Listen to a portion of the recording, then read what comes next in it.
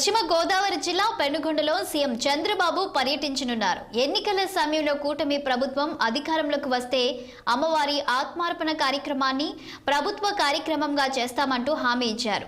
ఇచ్చిన మాట ప్రకారం అమ్మవారి ఆత్మార్పణ కార్యక్రమాన్ని ప్రభుత్వ కార్యక్రమంగా చేసేందుకు అధికారులు సిద్ధం చేశారు. రేపు 31న అమ్మవారికి పట్టు వస్త్రాలు సమర్పించేందుకు సీఎం చంద్రబాబు రానున్నారు. ఈ కార్యక్రమానికి వేలాది మంది భక్తులు వచ్చే అవకాశం ఉండటంతో ఎలాంటి ఏర్పాట్లు చేస్తున్నారో అఖిల భారత శ్రీ వాసవి కన్యకా పరమేశ్వర పెనుగొండ ట్రస్ట్ అధ్యక్షులు గోవిందరాజులతో మా జిల్లా ప్రతినిధి నిమ్మల ఆది ఫేస్ టు ఫేస్.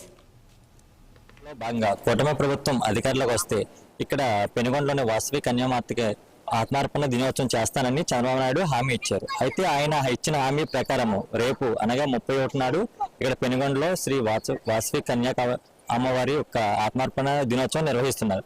ఇదే అంశంపై మనతో పాటు ఈ ట్రస్ట్ అధ్యక్షులు గోవిందరాజు గారు ఉన్నారు. వారిని అడిగి తెలుసుకుందాం. సార్ నమస్తే అండి. ఏదైతే ఉందో సీఎం గారు ఇచ్చిన మాట ప్రకారం రేపు ఆత్మార్పణ దినోత్సవానికి ఇక్కడికి వస్తున్నారు కదా, ఆయన వచ్చే ఏ కార్యక్రమంలో పాల్గొంటారు, ఏ విధమైన ఏర్పాట్లు చేస్తున్నారండి? అందరికీ నా నమస్కారంలో. సీఎం గారు ఒక భక్తుడి మాదిరి వస్తూ ఉన్నారు. ఇప్పుడు వాళ్ళు వచ్చి అమ్మవారికి పూజ చేస్తారు, మరియు ప్రార్థన చేసి బంగారు పాదాలకి హస్తాలకి సెపరేట్గా పూజ చేస్తారు. మిగతా కార్యక్రమాల్లో వాళ్ళు జట్లా ఉంటారు. సీఎం గారిది అంత కార్యక్రమం. మళ్ళీ మాదొక చిన్న అపీల్ ఉంది సీఎం గారికి. ఆ రిక్వెస్ట్ ఇచ్చి మళ్ళీ మీకు టీవీలో చెప్తాను ఆ రిక్వెస్ట్ ఏమి అనేది.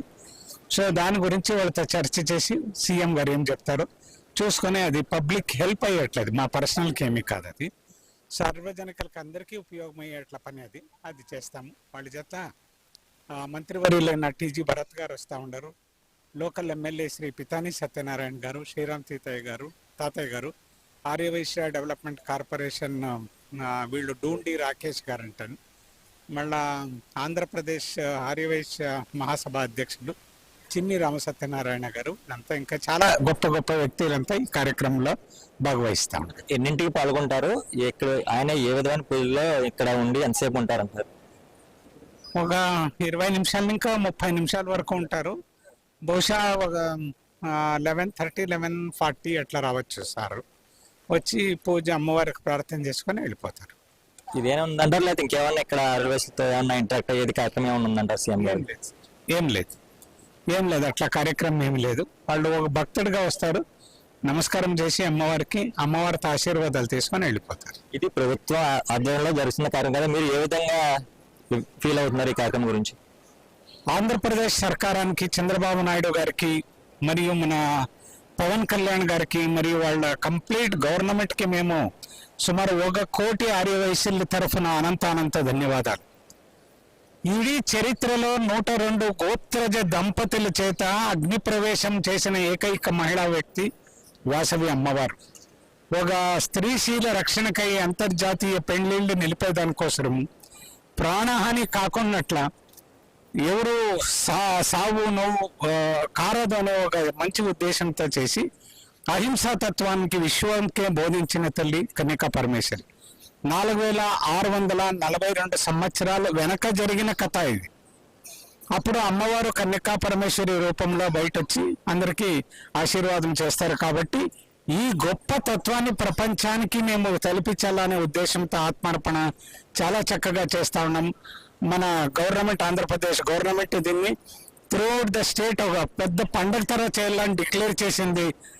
1 కోటి, సుమారు 1 కోటి ఆర్యవైశ్యులే కాకుండా మిగతా జనాభా కూడా చాలా చాలా సంతోషమైంది. మేము మా ట్రస్ట్ అఖిల భారత శ్రీ వాసవి పెనుగొండ ట్రస్ట్ తరఫున ముఖ్యమంత్రులకి, ఉప ముఖ్యమంత్రులకి, మరియు వాళ్ళందరూ ఒక ఎమ్మెల్యేస్కి, మినిస్టర్స్కి అనంత ధన్యవాదాలు. ఎందుకంటే ఇది చరిత్రలో మిగిలిపోయే ఒక అత్యంత మంచి అవకాశం ఇది గవర్నమెంట్ క్రియేట్ చేసిండేది. ఎంటైర్ కమ్యూనిటీ వాళ్ళకి రుణపడి ఉంటుంది అని చెప్పేదానికి నాకు చాలా సంతోషం. ఇచ్చిన మాట ప్రకారం ఈ వాసవి అమ్మవారికి ఇంత ప్రాధాన్యత ఇచ్చిన ఎన్డీఏ కూటమికి ఆర్యవైశ్యులే కాదు, ఇక్కడ అందరి తరఫున కూడా కృతజ్ఞతలు తెలియజేస్తామని ట్రస్ట్ అధ్యక్షులు గోవిందరాజు గారు చెప్తున్నారు. Cameraman Aadi 6 TV Penukonda. Greater Hyderabad budget సమావేశం